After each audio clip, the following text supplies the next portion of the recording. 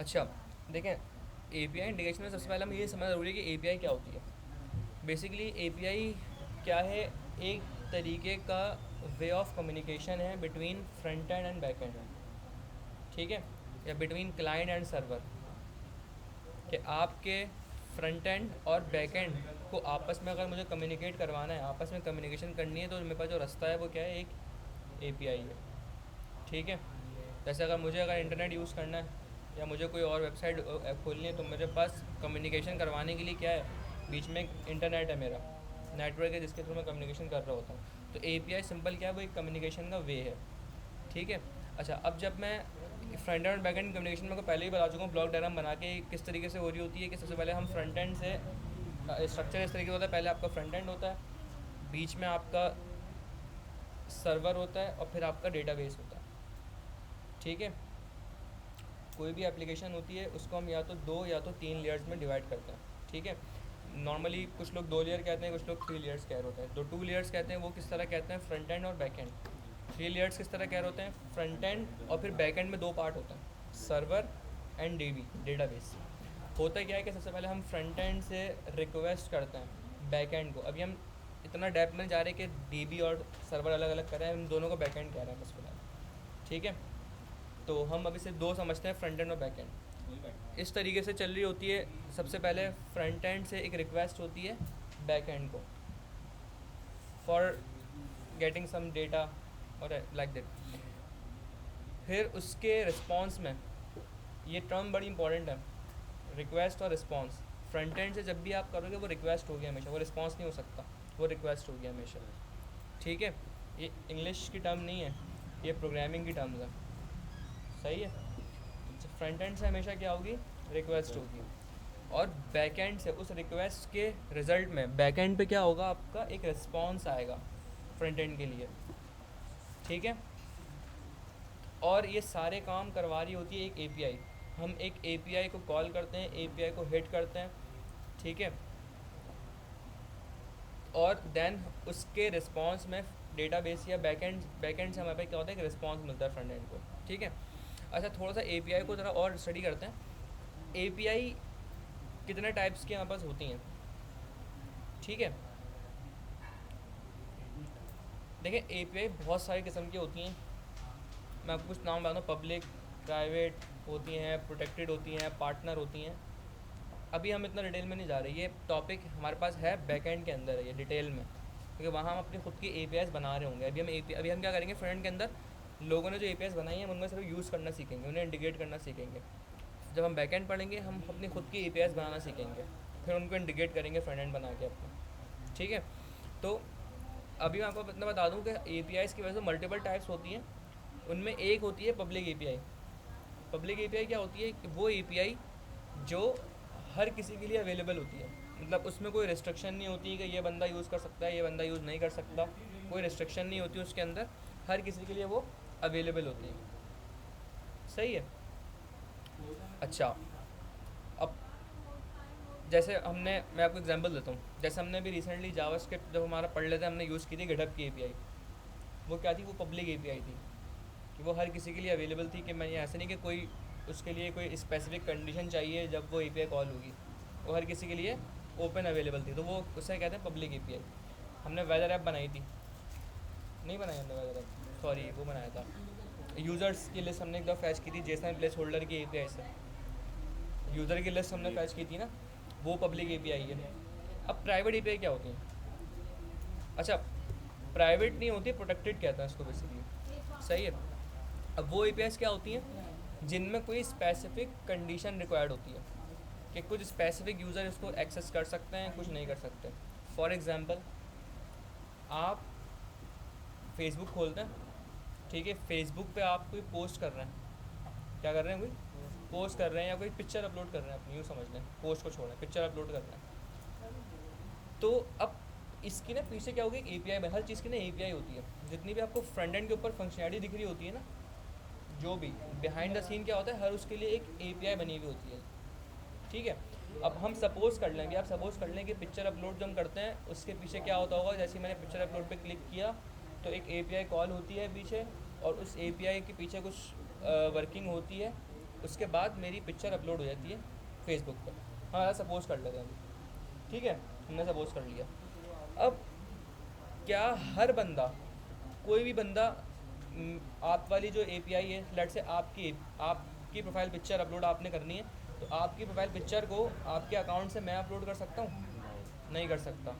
या ये अपलोड कर सकते हैं? नहीं कर सकते, आप खुद ही कर सकते हैं। तो ये क्या है, इसका मतलब ये जो एपीआई है ना पिक्चर अपलोड की, ये हम हर किसी के लिए अवेलेबल नहीं है। अब इसमें कंडीशन है, कंडीशन क्या है भाई, जिसका अकाउंट होगा, जिसका अकाउंट होगा सिर्फ वो अपलोड कर सकता है। तो अब ये आ गई एक कंडीशन, ठीक है, इन्हें कहते हैं प्रोटेक्टेड या प्राइवेट एपीआईज हैं। बात समझ में आ रही है? डिफरेंस समझ में आया पब्लिक और प्राइवेट का? अब इसमें कंडीशन क्या है कि भाई ये फला यूज़र नेम या फला ईमेल या फला पासवर्ड होगा तो ही ये बंदा एक्सेस कर सकता है, अदरवाइज एक्सेस नहीं कर सकता। हम जब बैकएंड पढ़ेंगे इंशाल्लाह तो हम पब्लिक एपीआईज भी बनाएंगे, प्राइवेट एपीआईज भी बनाएंगे, दोनों एपीआईज बनाएंगे हम लोग। तो ये थोड़ी सी एपीआई का आपको मैंने एक ओवरव्यू दी है कि इस तरीके से हम यूज़ कर रहे होते हैं। अच्छा, अब आपके पास कुछ मेथड्स होते हैं, या इसको आप कह लें रिक्वेस्ट की टाइप्स होती हैं। मतलब मैंने क्या, रिक्वेस्ट क्या होती है अभी बताया आपको? फ्रंट एंड से जो फ्रंट एंड से, वेरी गुड, जो फ्रंट एंड से बैक एंड को करता हूँ मैं वो रिक्वेस्ट कहता हूँ। अब रिक्वेस्ट करने की भी मल्टीपल टाइप्स हैं, ठीक है, वैसे तो बहुत सारी हैं, लेकिन जो मेजर बेसिक हैं, जो बेसिक है वो कौन कौन सी हैं? गेट, पोस्ट, पुट और डिलीट, ठीक है। अब बस सुन लो, ये हम पढ़ेंगे सुकून से एंड में, लेकिन बस अभी सुन लो थोड़ा बहुत, क्योंकि एपीआई पे जा रहे हैं तो ये चीज़ आपको पता होनी चाहिए। मैं आपको यहाँ दिखा देता हूँ।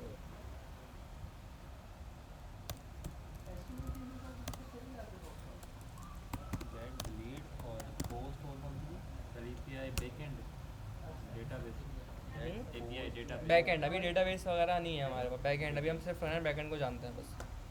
पर एपीआई बैकएंड नहीं है, एपीआई वो कम्युनिकेशन का पाथ है, वे है जिससे फ्रंट एंड बैकएंड आपस में बात करते हैं।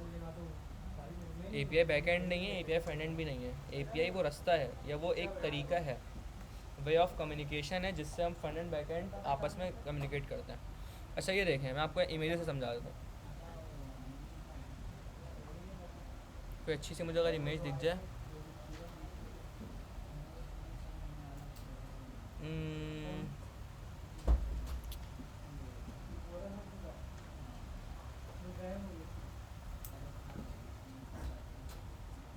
ये देखें, ये थोड़ी बेहतर है। अच्छा ये देखें, ये क्या है, मेरा क्लाइंट है, यानी मेरा फ्रंट एंड है। फ्रंट एंड और ये फ्रंट एंड क्लाइंट कुछ भी हो सकता है, आपकी आपका लैब, आपकी वेब भी हो सकती है, आपकी मोबाइल ऐप भी हो सकती है। समझिएगा, बताऊँ मैं आपको, जो वेब एप्लीकेशन हम जो बना रहे होते हैं, अभी हम जो कोर्स पढ़ रहे हैं, ये क्या है, वेब एप्लीकेशन का कोर्स है जिसमें हम वेबसाइट बनाते हैं, वेब एप्लीकेशन बनाते हैं। इसके अलावा एक होता है कोर्स मोबाइल एप्लीकेशन का। वेब एप्लीकेशन और मोबाइल एप्लीकेशन, इनमें जो डिफरेंस होता है ना, सिर्फ फ्रंट एंड का होता है बस। इसीलिए वेब एप्लीकेशन और मोबाइल एप्लीकेशन, इनका फ्रंट एंड डेवलपर अलग होता है बस, बैक एंड अलग नहीं होता, बैक एंड सेम होता है। जो हम इसके बाद बैक एंड पढ़ेंगे ना, नोड जेस, एक्सप्रेस और मोंगो डीबी डेटाबेस, जो बैक एंड आप यहाँ अपनी वेब में बनाओगे, आप एज इट इज़ वही बैक एंड उठा के, कुछ भी चेंज नहीं करना आपने, कुछ भी एज इट इज़ उठा के आप मोबाइल एप्लीकेशन से कनेक्ट कर सकते हो।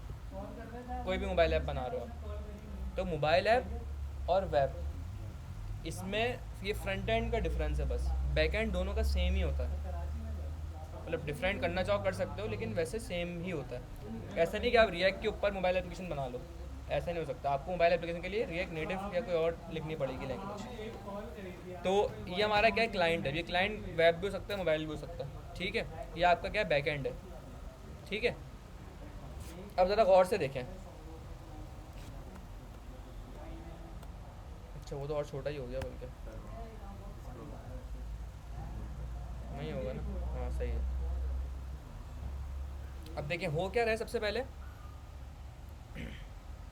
अच्छा मैं इतना भी डेप्थ में नहीं जाना चाह रहा कि जेसन क्या है, ये क्या है, ठीक है। अभी हम सिर्फ कम्युनिकेशन तक रहते हैं, ठीक है। बैकएंड की सही ना, सारे टॉपिक बैकएंड के हैं। अब एपीआई उसके बनाने के तरीके भी अलग होते हैं। कुछ रेस्ट एपीआई बनाते हैं, आजकल बड़ी चल रही है ग्राफक्यूएल चल रही है आजकल बहुत ज़्यादा। रेस्ट की डिमांड अब कम हो गई है, एक नई टेक्नोलॉजी निकल गई है ग्राफक्यूएल, नाम सुना है किसी ने? रेस्ट डेटा की रेस्ट एपीआई मल्टीपल टाइप की होती हैं। सबसे पहले ना अगर मैं ओल्ड में चले हूँ, बिल्कुल पुराने दौर में, सबसे वहाँ चलती थी soap APIs, SOAP, soap API चलती थी। सोप एपीआईस का ये तो मैं 90s का दौर होगा, ये सोप एपीआईस बनाते थे लोग। उसमें क्या होता था, हम फ्रंट एंड बैक एंड आपस में बात करते थे XML के थ्रू। XML एक लैंग्वेज होती है, HTML से सिमिलर। आजकल जो जावा पे एंड्रॉयड एप्लीकेशन बनती है ना, जावा के ऊपर एंड्रॉयड एप्लीकेशन वो बनती है, XML लिखते हैं उसके लिए फ्रंट एंड पे उसके, तो वो XML पे बात करते थे आपस में। फिर थोड़ी सी एडवांसमेंट है टेक्नोलॉजी के अंदर, तो रेस्ट APIs का दौर आया। हम जो बनाएंगे रेस्ट APIs बनाना सीखेंगे। अभी तक रेस्ट APIs का दौर चल रहा है। रेस्ट APIs बहुत पॉपुलर हैं, जितनी भी बड़ी बड़ी आप साइट देखोगे, गिटहब देखोगे, फेसबुक देखोगे, फेसबुक ने अब कन्वर्ट कर लिया, ग्राफक्यूएल पे लिया है वो, लेकिन जितने भी बड़े बड़े प्लेटफॉर्म हैं सब रेस्ट APIs पर हैं अभी भी।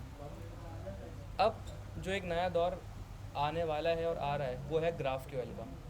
अब ग्राफक्यूएल चल रहा है, ग्राफ APIs चल रही हैं। खैर एक बिल्कुल एक डिफरेंट डिबेट है ये, तो ये सब बैकएंड की चीज़ें तो बनाएंगे, मतलब रेस्ट APIs जो है जो हम बनाएंगे, जैसे सोप के अंदर फ्रंट बैकएंड आपस में बात करते थे XML लैंग्वेज के अंदर। अब हम जो रेस्ट APIs बना रहे हैं, रेस्ट APIs बनती हैं, उनमें फ्रंट बैकएंड आपस में बात करते हैं जेसन में। JSON, JavaScript object notation, JSON format होता है कि मैं आपको दिखाऊंगा, उसमें बात करते हैं। ठीक है, ग्राफक्यूएल के अंदर भी जेसन ही चल रहा होता है फ़िलहाल, जेसन ही होता है वहाँ पे। तो खैर एक बिल्कुल एक डिफरेंट डिबेट है ये, हमारा टॉपिक ये नहीं है। ये वही वाला है ना जो एक दफ़ा मतलब आपने करवाया था उस पर लोकल्स वही थे, जब वो मतलब कुछ किया तो वो ऑब्जेक्ट की फॉर्म में आया। बिल्कुल वो जेसन होता है। ठीक है, मैं भी आपको दिखाऊंगा भी। आपकी जो पैक सिंपल है पैकेज और जेसन की फ़ाइल होती है, वो फाइल खोल के देख लेना, वो जेसन होता है। डॉट जेसन जिसका एक्सटेंशन है वो जेसन फाइल है। तो जेसन देखना क्या होता है सिंपल। API का रॉ फॉर्म जेसन। देखो Jason is just like Java script object, पर फ़र्क ये होता है कि उसकी की भी स्ट्रिंग में होती है, बस इतना सा डिफरेंस है। और एक्सटेंशन डॉट जेसन होता है उस फाइल का। अच्छा खैर हम इस पे आते हैं, हम अब पढ़ लें कि रिक्वेस्ट की टाइप्स कौन कौन सी होती हैं। ठीक है, अब देखें ये मेरा क्लाइंट यानी फ्रंट एंड है, ये मेरा बैक एंड है। इसने क्या करा, रिक्वेस्ट करी। अब रिक्वेस्ट करने के ना मल्टीपल तरीके होते हैं। आप गेट की रिक्वेस्ट कर सकते हो, पोस्ट की कर सकते हो, पुट की कर सकते हो, डिलीट की कर सकते हो। ये बेसिक मेथड्स ये हैं। इसके अलावा बहुत सारे होते हैं, लेकिन मोस्टली जो यूज़ होते हैं ना, मोस्टली वो ये होता है। मतलब इसके अलावा आपको बहुत ही कम होता है, नीड पड़ती है किसी की, मोस्टली इससे आपका सारा काम हो जाता है। हम भी ये सारे पढ़ेंगे। गेट, आपके ख्याल में गेट क्या कर रहा होगा? डेटा गेट कर रहा होगा। मतलब कैसे कैसे क्या कर रहा होगा गेट? मतलब गेट की रिक्वेस्ट की होगा क्या इसके नतीजे में? मतलब फ्रंट एंड से मैंने रिक्वेस्ट करी गेट की, तो मुझे क्या एंड आउटपुट क्या मिलेगा मुझे? आपको पढ़ के क्या समझ में आ रहा है क्या कर रहा होगा गेट? वहाँ से जो है वो गेट जो है वो ले रहा होगा ना API, मतलब डेटा HTML गेट से ले रहा होगा कहाँ से गेट करेगा? बैकएंड। Very good. गेट नाम से लग रहा है गेट करेगा कुछ। अब देखिए मैंने फ्रंट एंड से रिक्वेस्ट करी है, मैंने उसको बोला बैकएंड को भाई मुझे गेट करना है, यानी कि डेटा दो, तो ये बैकएंड से डेटा लेकर आएगा मेरे पास। गेट की रिक्वेस्ट ये काम करती है। ये एटलीस्ट ये समझना आपको अभी ज़रूरी है, पता होना चाहिए कि कौन सी रिक्वेस्ट क्या काम करती है। इतना तो आपको अभी इस मॉड्यूल में पता होना चाहिए। गेट क्लियर है? गेट क्या करती है बेसिकली, चाहो तो मैं लिख लेना, मैं टाइम दे दूंगा लिखने का, लेकिन अभी पहले सुन लो फिर लिख लेना। गेट मतलब डेटा बैकएंड से लेकर आएगी। पोस्ट, पोस्ट किसे कहते हैं? पोस्ट कोई भी चीज़ आपको पोस्ट या वैसे भी API अपडेट करना पोस्ट का मतलब क्या होता है? कुछ पब्लिश करना, पब्लिश करना कुछ देना किसी को, पोस्ट करना। तो ये क्या कर रही है आपके ख्याल में, क्या कर रहा होगा ये पोस्ट का मेथड? बैकएंड में कोई चीज़ भेज रहा होगा। Very good. बैकएंड के अंदर फ्रंट एंड से कोई डेटा सेव करवा रहा होगा। इसके मैं आपको लाइव एग्जांपल भी देता हूँ। गेट की सबसे बेस्ट एग्जांपल है भाई, मुझे आपने बोला मुझे भाई आप किसी बैंक में काम करते हो, आपने कहा कि बैंक में जितने भी एम्प्लॉयज़ हैं ना इनकी सैलरी 5 लाख से ऊपर, उनके नाम मुझे बताओ क्या है। तो आपने सिंपल डेटाबेस में फ्रंट एंड से क्यूरी करी, फ्रंट एंड से रिक्वेस्ट करी सिंपल, तो गेट ने क्या किया, सारा डेटा आपको ला के दे दिया। ठीक है। पोस्ट, कोई नया एम्प्लॉय आपके पास हायर हुआ, नया एम्प्लॉय आया, उसका डेटा आपने सेव कराना है DB के अंदर फॉर द रिकॉर्ड, तो आप क्या करोगे, फ्रंट एंड से उसका डेटा सेव करवाओगे। तो ये पोस्ट हो गया। क्लियर है? पुट, ये पुट लिखा हुआ है PUT, दिख नहीं रहा होगा आपको मुझे पता है, कलर इसका ऐसा है, लेकिन ये पुट लिखा हुआ है PUT। पुट क्या करता है basically, update. This is for get यानी कि डेटा गेट करना, पोस्ट यानी डेटा ऐड करवाना डेटाबेस में, पुट यानी कि अपडेट करवाना। बैकएंड याद है आपको मैंने चीज़ बताई थी, क्रड क्रड ऑपरेशन, हाँ। ये पूरा क्रड ऑपरेशन कहलाता है। क्रड का सी जो है ना, सी वो क्या होता है, क्रिएट, वो ये है पोस्ट, डेटाबेस में बैकएंड में डेटा क्रिएट करना जाके, ये पोस्ट करता है काम। आर फॉर रीड, कोई चीज़ रीड करना, वो क्या करेगा, गेट, डेटा रीड कर रहा है लाके बैकएंड से। फिर यू फॉर अपडेट, ये पुट अपडेट करता है। और डी डिलीट, डिलीट करता है। काम हुआ है, बस थोड़ा नाम नहीं, वही चीज़ है, क्रड ही है ये। पर फ़र्क ये कि वो आपको मैंने फ्रंट एंड में क्रड कराया था, ये एपीआई के क्रड होता है, इसे कहते हैं क्रड एपीआईज हैं ये सारी। पर पोस्ट और पुट में पोस्ट और फुट में फ़र्क ये है, पोस्ट क्या करता है बेसिकली, डेटा जाके डेटाबेस में जाके सेव करा दिया, ऐड कर दिया। अब ऐड हो गया, आपने बोला भाई एहतिशाम, यूज़र का नाम एहतिशाम था लेकिन आखिर में 2 एम लग गया गलती से मुझे, और डेटा सेव भी हो गया। अब डेटा अपडेट करना है या कोई रिकॉर्ड अपडेट करना है, लेट से उस वक्त उसकी एज, एक बंदा है उसकी एज 50 से अब 60 हो गई है, आपने उसका रिकॉर्ड अपडेट करना है, तो फिर आप अपडेट की रिक्वेस्ट चलाओगे।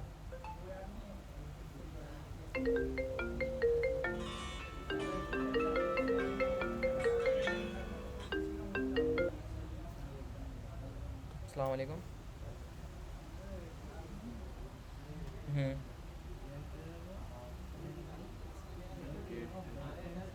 अच्छा देखता हूँ एक मिनट।